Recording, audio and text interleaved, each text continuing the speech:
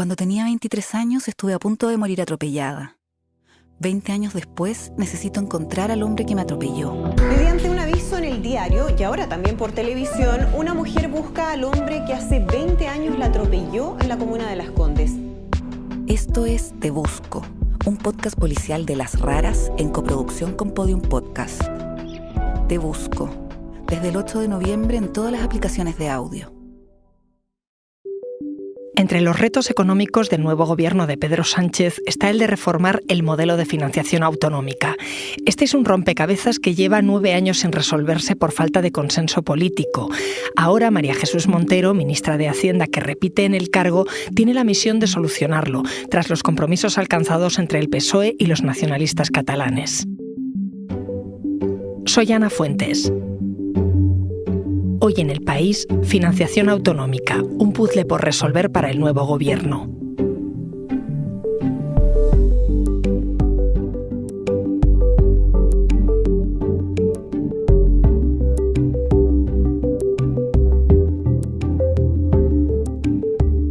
Hola, Laura. Hola, Ana.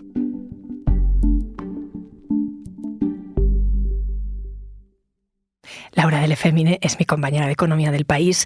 Te he llamado para que me expliques muchos conceptos de los que hemos escuchado hablar muchas veces, pero aún más en las últimas semanas por las negociaciones que llevaron a la formación de gobierno. También vamos a ampliar el diálogo entre administraciones, vamos a reforzar la gobernanza entre ellas y vamos a impulsar... Así hablaba Pedro Sánchez. Laura, ¿por qué el presidente se refería a la financiación autonómica? ¿Qué está pasando con este tema? Bueno, Ana, a ver, es un tema clave básicamente porque estamos hablando de mucho dinero. Y es mucho dinero que además usan las comunidades autónomas y lo usan para financiar los servicios públicos esenciales, ¿no? La sanidad, la educación, los servicios públicos. Y es verdad que ahora el tema ha vuelto a salir, bueno, por el contexto en el que estamos, ¿no? Pues las elecciones, la investidura, pero en realidad siempre ha estado ahí latente, porque el sistema que sirve para financiar a las comunidades está caducado. Es para una reforma desde 2014, entonces ya han pasado casi 10 años y en estos 10 años siempre se hablaba de modificarlo. Ahora es un reto que le va a tocar a la ministra de Hacienda, María Jesús Montero, ¿no? Que repite en el cargo. Si hubiera tenido eso que modificar en 2014, no ha pasado y el motivo tú te preguntarás cuál es. Porque falta consenso político. ¿Y qué provoca esa falta de consenso? ¿Por qué las comunidades no se ponen de acuerdo? Podemos resumir diciendo que tienen distintas exigencias, porque las comunidades son distintas. Por ejemplo, las comunidades más despobladas quieren recibir más dinero por ello. ¿Por qué? Porque para ellas es más costoso prestar los servicios públicos. No es lo mismo tener una escuela abierta para 10 niños que una escuela para 100. Lo mismo pasa con los servicios de salud. Y entonces, claro, pues Castilla y León o Aragón, donde hay pueblos donde vive muy poca gente, quieren que eso pese más y entonces recibir más dinero por eso. Pero claro, otras comunidades con una densidad de población más alta, como puede ser Madrid, pues digamos que no les interesa. También hay otra razón, que hay comunidades que salen más beneficiadas del actual sistema de financiación, porque tienes que considerar que el sistema de financiación lo que hace es intentar lograr una cierta nivelación entre los territorios, sean ricos o pobres. ¿Eso qué quiere decir? Que todos los territorios puedan dar unos servicios públicos básicos más o menos del mismo nivel, ¿no? Sin importar cuánto ganan sus ciudadanos, qué PIB per cápita tenga la comunidad. Por ejemplo, Extremadura es la comunidad, está entre las comunidades más pobres de España y recibe del sistema de financiación más de lo que aporta. ¿Por qué? Porque así puede ofrecer unos servicios, digamos, equivalentes a los del resto. O sea que detrás de todo esto hay una filosofía de solidaridad. Eso es. Podemos decir, para explicarlo de manera sencilla, que tenemos una bolsa de dinero común y una parte de ese dinero lo meten las comunidades a través de lo que ingresan por impuestos.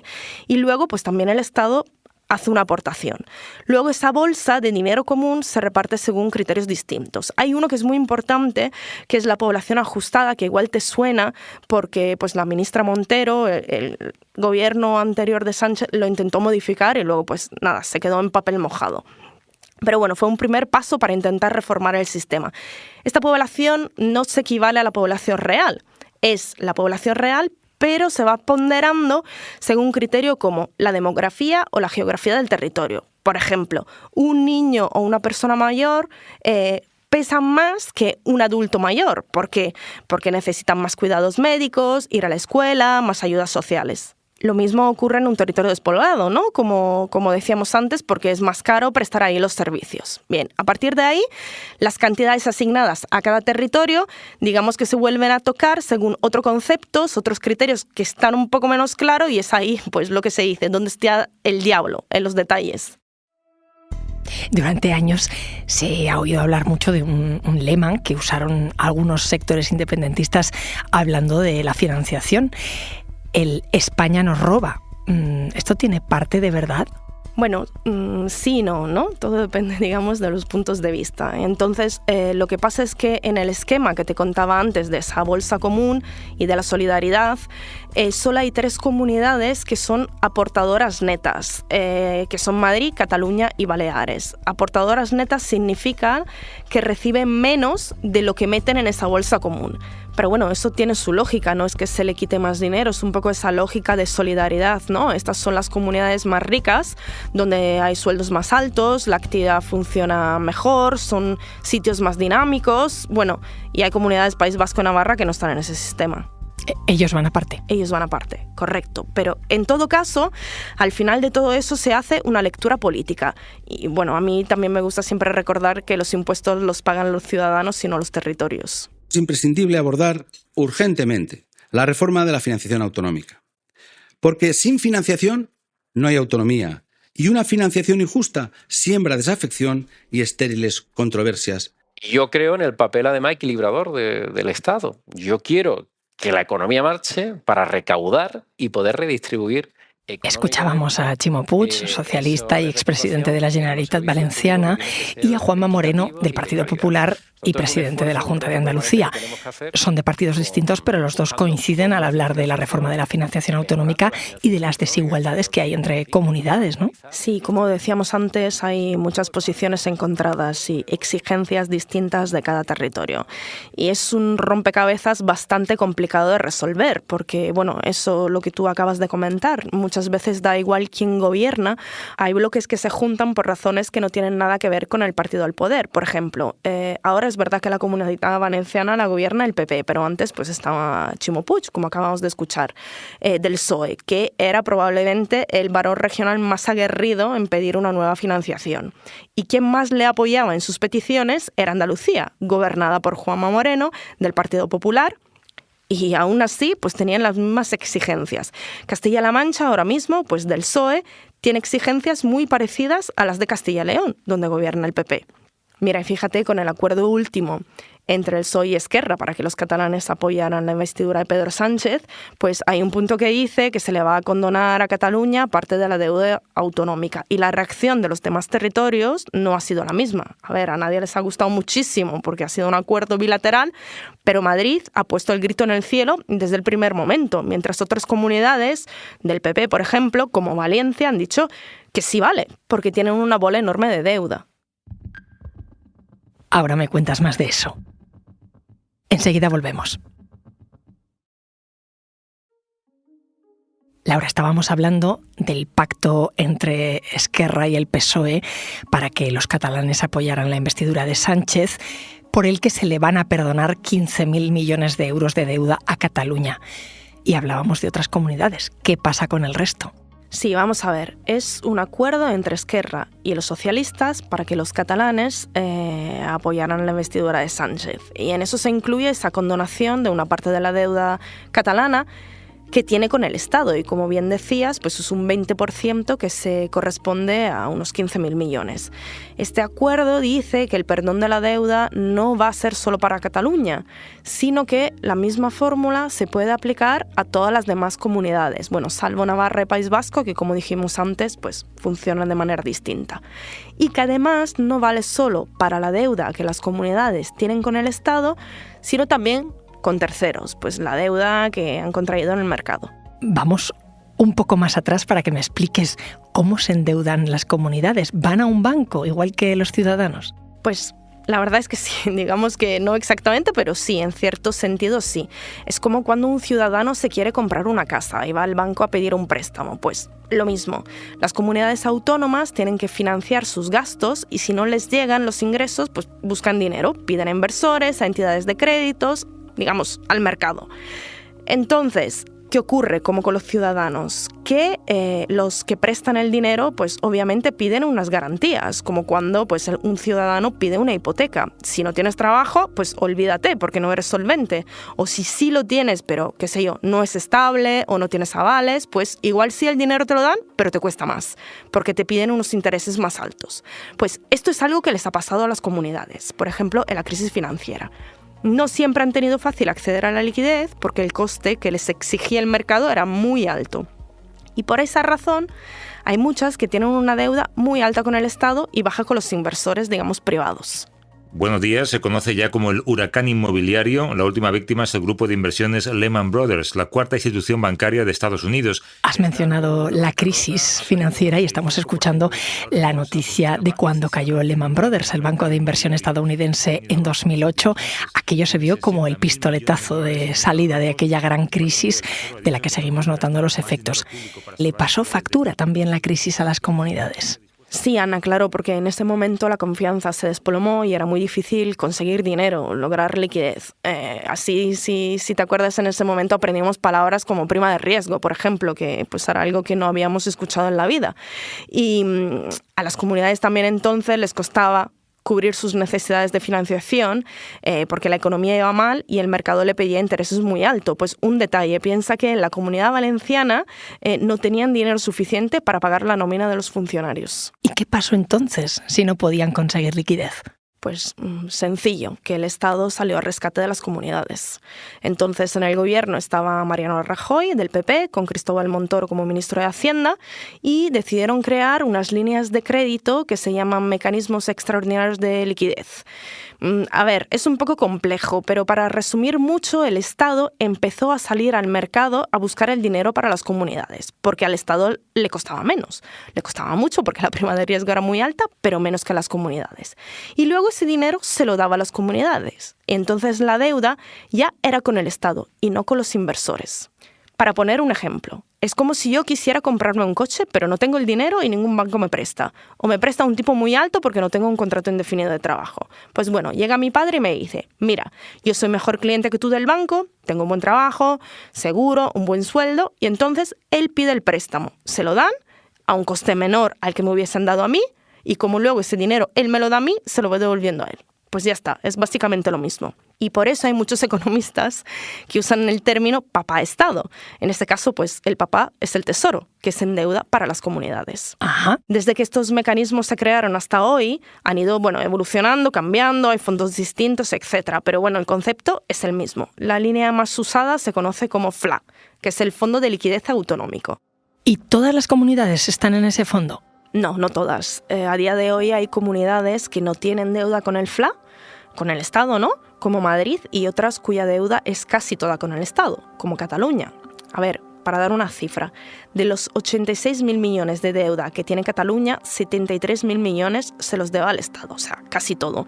Madrid, ojo, no es que no tenga deuda, creo que debe como algo más de 30.000 millones, pero no al Estado, a acreedores distintos. Y por eso Esquerra Republicana de Cataluña le puso como condición a Sánchez para apoyarle la investidura que se le perdone un 20% de la deuda a Cataluña con el Estado.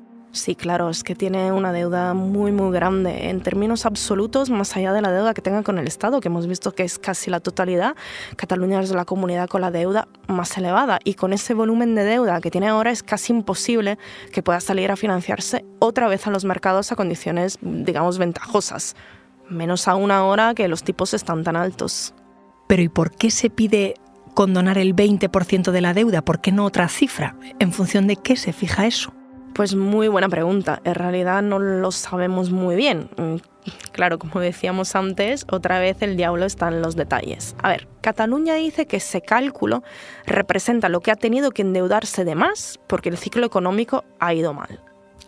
A ver, es un poco complejo, pero básicamente viene a decir que Cataluña dice que una parte de su deuda se ha originado porque la economía ha ido mal, entonces ha tenido que pedir más dinero prestado y quiere que esa parte se le perdone. Eso significa, como dijimos antes, esa fórmula se puede ampliar a las demás comunidades, pues cuando eso se haga no tiene por qué ser necesariamente el mismo porcentaje. Ese 20% lo ha calculado Cataluña para ella, no sabemos cómo, pero en otra comunidad puede ser más o menos. El problema pues eso, es que no se sabe exactamente de dónde sale esa cifra. Pero en todo caso, eso es lo que se llama condonación del FLAC, que hemos oído tanto hablar de ello, ¿no? Eso es, en realidad, como la deuda es con el Estado más que una condonación, que sería un perdón, es un cambio de titularidad. El Estado dice, pues me la quedo yo, ¿no? Al final, en la cuenta conjunta de cuánto debe el país, de cuál es su deuda, no cambia absolutamente nada, va a seguir siendo lo mismo. A ver, te voy a decir algo más. Es que el tema de la condonación del FLA se lleva hablando prácticamente, desde que se creó. A ver, el FLA, como los demás mecanismos extraordinarios, y como dice su nombre, extraordinarios, hubieran tenido que desaparecer ya desde hace años. Era una ayuda diseñada, para sortear un momento complicado. Pero ahí siguen. Y como decíamos antes, su uso no es el mismo por parte de todas las comunidades y tampoco es la misma su situación de partida en cuanto a la deuda. Y esto es lo que se dice siempre de que hay comunidades que están infrafinanciadas, ¿no? Sí, eso es. A ver, Cataluña dice que se le perdona aquella parte de la deuda causada por el ciclo económico, sin decir cómo lo calcula, pero los economistas dicen que antes habría que hacer algo, ante todo, con la deuda de las comunidades que menos recursos reciben del sistema de financiación, que son, como bien dicen, las llamadas comunidades infrafinanciadas. La Comunidad Valenciana, Murcia, Andalucía y Castilla-La Mancha. Es un tema complicado, ¿eh? Sí, bastante, como toda la financiación, pero se puede ilustrar de una manera sencilla. Esa bolsa común de la que hablábamos al principio, esa que se reparte para garantizar cierta nivelación a la prestación de servicios, pues estas 4 comunidades reciben menos que la media, sobre todo Murcia y la Comunidad Valenciana. Digamos que están perjudicadas por el mismo sistema. Les sale una cifra que no les permite gastar lo mismo que las demás en los servicios públicos, o más bien que para hacerlo deben endeudarse. ¿Y qué pasa entonces? Pues que si estas comunidades quieren garantizar los mismos servicios que Madrid o Cataluña, que sí están financiadas en la media, tienen que endeudarse más. Si quieren un gasto por ciudadano igual que la media, generan más déficit y más deuda. Por eso, también por un tema, de justicia fiscal, los expertos dicen que habrá que distinguir entre las dos cosas. ¿Qué parte de la deuda de las comunidades se debe a que te llegan menos recursos del sistema de financiación, que el sistema, es injusto contigo, y qué parte se explica por la gestión que se ha hecho del dinero, al tener en proporción lo mismo o más que los demás? Y siguiendo con Cataluña, esto que hemos escuchado de que Cataluña pedía un cupo para gestionar sus tributos como el País Vasco, ¿tiene que ver esto con la deuda también o no? No, en realidad es otro tema y también viene de un acuerdo con otro partido, que es Junts, el PSOE con Junts, en el que Junts ha dejado ver que, pues sí, le gustaría tener una especie de cupo a la vasca. Bueno, y esta es una propuesta porque el PSOE no la avala. En el mismo acuerdo que firma con Junts dice que no la avala. Lo que dice Junts es que quiere modificar la ley de financiación autonómica para que se le facilite a Cataluña la cesión del 100% de todos los tributos que se pagan en la comunidad. Bueno, y eso se parece más a lo que tienen el País Vasco y Navarra, que son los llamados regímenes forales, que tienen una situación distinta que se les reconoce por Constitución. Para ver cuál es la diferencia, podemos volver otra vez a esa bolsa común. Pues en esas dos comunidades, País Vasco y Navarra, todo funciona al revés. En el llamado régimen común, que es el que tienen todas las comunidades, salvo estas dos, el Estado reparte el dinero para asegurar una cierta igualdad entre territorios. En el régimen foral son las haciendas de ahí, las vascas y las navarras, las que gestionan todo y luego pagan un dinero al Estado, que es el cupo, en el caso del País Vasco, y la aportación, en el caso de Navarra. ¿Y esto por qué pasa? Bueno, ese es un reconocimiento histórico, como decíamos antes, por lo recoge la Constitución, que reconoce las haciendas forales, ¿no?, de Navarra y País Vasco, y estas comunidades tienen muchas más competencias cedidas con respecto a las demás, así que tienen más gestión sobre sus ingresos, sobre lo que recaudan.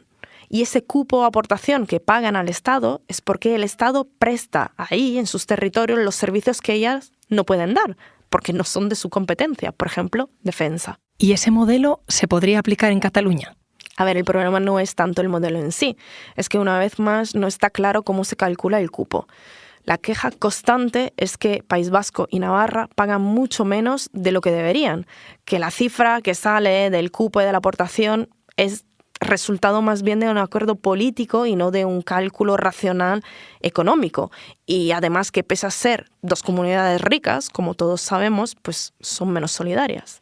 A ver, entiéndeme, en términos de financiación autonómica. Claro, claro. Entonces, si en Cataluña se aplicara un modelo parecido, sin saber además muy bien cómo se calcula su aportación, pues sí que sería un problema para el sistema en su conjunto. Y esa búsqueda de la nivelación de la que hablábamos antes, porque pues, se perderían muchos recursos. Cataluña es una comunidad muy rica, muy poblada, y se rompería ese engranaje de la solidaridad. Pero bueno, de momento los socialistas no lo han aceptado, aunque bueno, todo está por ver. Gracias, Laura. Gracias a ti.